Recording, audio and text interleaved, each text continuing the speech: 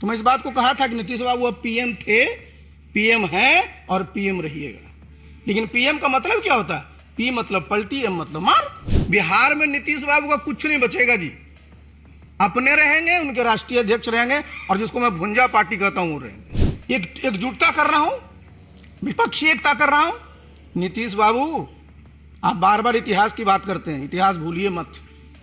हमेशा जब भी ये लोकसभा का चुनाव आता है, 2019 को याद कर लीजिए, उस समय भी साहब विपक्षी एकता की बात चली थी।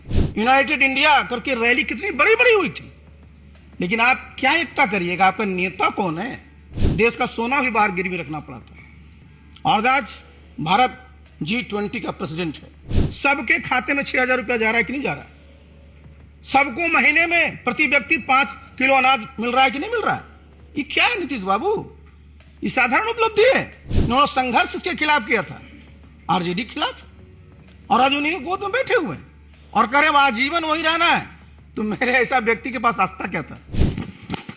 बहुत बहुत धन्यवाद संजय जी, आदरणीय धर्मेंद्र प्रधान जी, आदरणीय अरुण सिंह जी, आदरणीय अनिल बलूनी जी, यहाँ मीडिया के सभी साथीगण, मेरे लिए यह बहुत ही गौरव और गर्व का क्षण है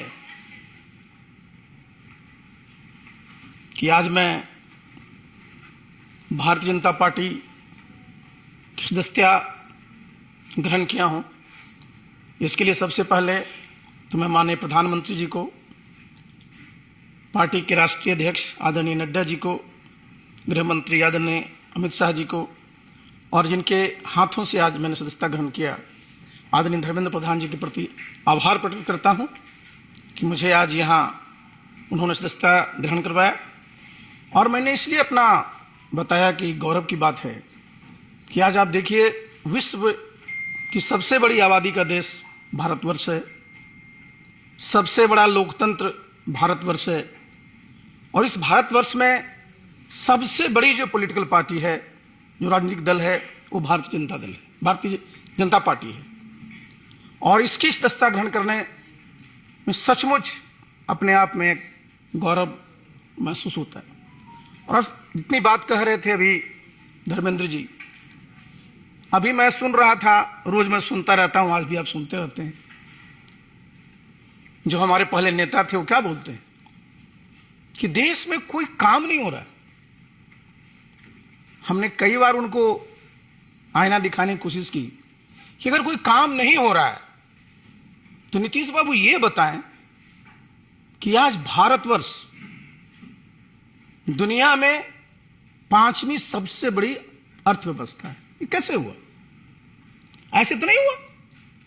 आज अभी मैं आया यहां, उसके पहले मैं देखा मुंबई में उनका प्रेस कॉन्फ्रेंस चल रहा है, बड़ी बड़ी बातें कर रहे हैं। गए किस काम के लिए? जरा सोचिए कि देश कहां चला गया और बिहार आज भी कहां है। पहले क्या बात करते थे वो? जब भी उनके पास जाइए कहेंगे मैं बिल्कुल क्राइम के खिलाफ हूं, करप्शन के खिलाफ हूं। उनको सी शब्द से बड़ा प्रेम रहता है, लेकिन सी से चेयर भी होता है। तो कुर्सी के लिए ही आजकल सब काम में लगे।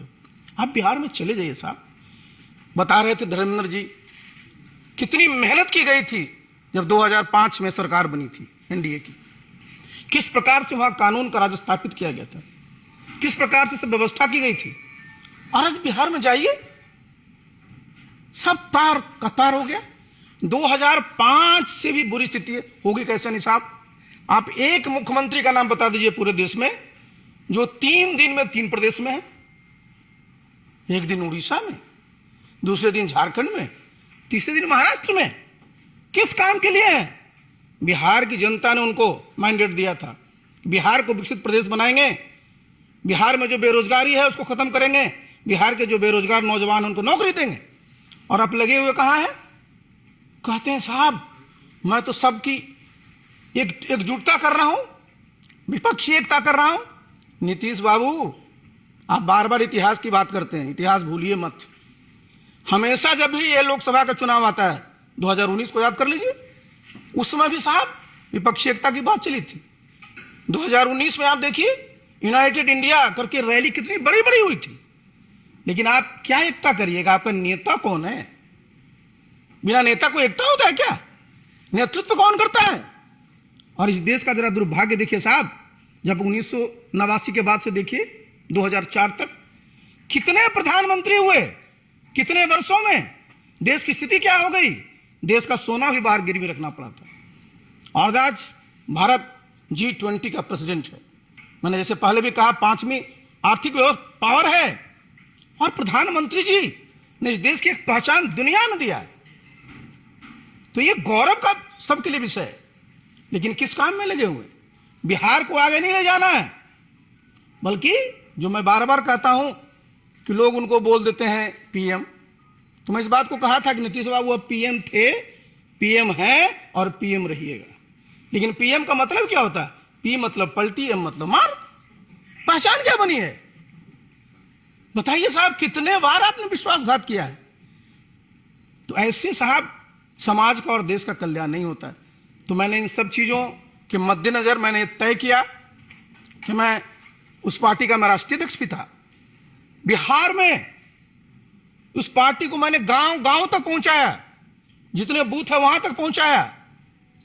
आज क्या स्थिति है? सब जितने कार्यकर्ता हैं सब हमसे पूछते हैं, सर कुछ निर्णय लीजिए। आज निर्णय हुआ है, आप देखिएगा बिहार में नीतीश बाबू का कुछ नहीं बचेगा जी। अपने रहेंगे, उनके राष्ट्रीय अध्यक्ष रहेंगे, और जिसको मैं भुंजा पार्टी कहता हूं वो रहेंगे। बाकी सारा का सारा बिहार चाहता है कि केंद्र में जिस प्रकार से आदरणीय नरेंद्र मोदी जी देश के गरीब लोगों के लिए काम कर रहे हैं, उसी प्रकार से बिहार में भी काम हो। अब वो बताते हैं कि साहब गरीबों को कोई काम नहीं होता। भाई प्रधानमंत्री किसान सम्मान निधि योजना में तो गांव में रहता हूं, इस्तीफा देने के बाद अपने गांव में रहता हूं। किसी समाज का हो, किसी धर्म का मानने वाला हो, सबके खाते में 6,000 रुपया जा रहा है कि नहीं जा रहा है? सबको महीने में प्रति व्यक्ति 5 किलो अनाज मिल रहा है कि नहीं मिल रहा है? ये क्या है नीतीश बाबू? ये साधारण उपलब्धि है। तो इसलिए साथियों, इन सब चीजों को देखते हुए मैंने सोचा कि जब आप फिर से वहीं पहुंच गए हैं, फिर से इनका क्या था?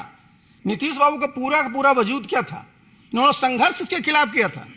आरजेडी के खिलाफ। और आज उन्हीं गोद में बैठे हुए हैं और कह रहे हैं आजीवन वहीं रहना है। तो मेरे ऐसा व्यक्ति के पास आस्था क्या था? मैंने 6 अगस्त को इस्तीफा दिया था, और आज 11 मई को मैंने भारतीय जनता पार्टी की सदस्यता ग्रहण की है। बस भगवान से मैं यही प्रार्थना करूंगा, मुझे ताकत दें और मैं पूरी अपने सामर्थ्य के साथ इस दल की, इस देश की और प्रदेश की सेवा कर सकूं। बहुत बहुत